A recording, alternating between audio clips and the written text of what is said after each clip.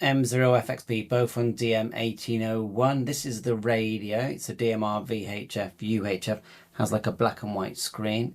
The CPS, which is the question I had, is where do you find it? Is just here, and I'll put the direct link in the description. Big thanks to Radiolity.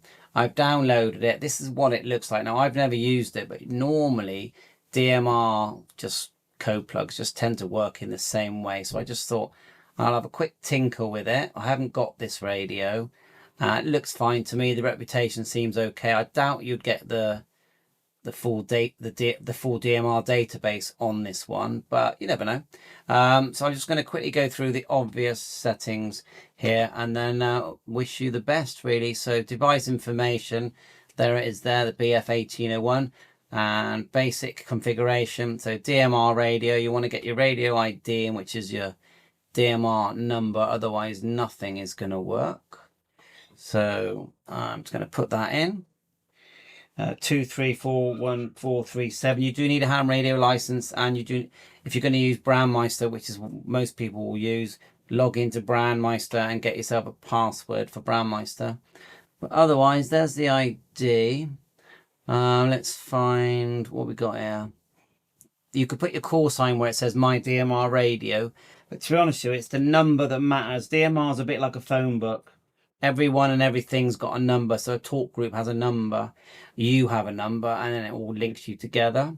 So now let's go to contacts. You're going to need, contacts are your DMR group. So for example, if we edit that one and call it, the name doesn't actually matter so much, it's more for recognition. Group call, that's your talk group.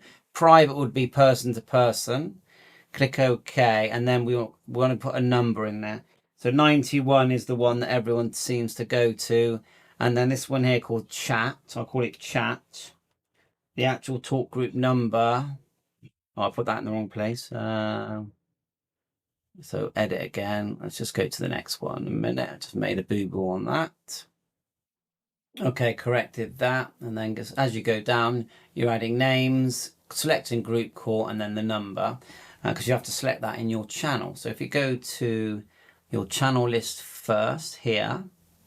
Now remember, there's no easy to DMR. A lot of people borrow pre-written code plugs, but that will probably have hundreds of things in it. But anyway, edit the channel here. So we want let's click edit on channel number 1. And if we called it, say my hotspot, for example. So here's the name here. No, that's the contact that you've selected. So that's a talk group that it will transmit on. Look, the ones I just created are there. Then you want the frequency. My hotspot is 431.550. And that's simplex. So it's on the same channel, receive and transmit. But if it's a repeater, you would do a shift there. There's not really minus and plus. Put it into a receive group if you want. I think most do, because sometimes they don't even work. And I'm just looking here for the actual name. The name's at the top. So delete that and go hotspot. That's the basics, really. And if you're going to be digital or analog, so this one is a digital one. Click OK. That's one channel done. Let's try and do an analog one. You'll see that when you look at the channel list, they're actually pre-named DMR and analog. So you go further down, double click the analog one, and then click edit. And it's already pre-named. So we're going to call this hubnet like so. And put in the frequencies, which is on here is 434.550. Same goes here. 550. We need to put in a transmit CT CSS. There it is there, and then you can select the amount here. So yeah, quite basic. And then if there's a shift, if it's a repeater, you just put the different frequencies in, and that's you have to OK it, and then you want to put them in a zone. This is the next thing. Actually, when we go back to the digital, I just need to check the color code in the slot. We'll do that in a minute. So you go to zone, and within the zones, let's try zone 1. You'll find the list of channels that you've created. So we've created definitely one there.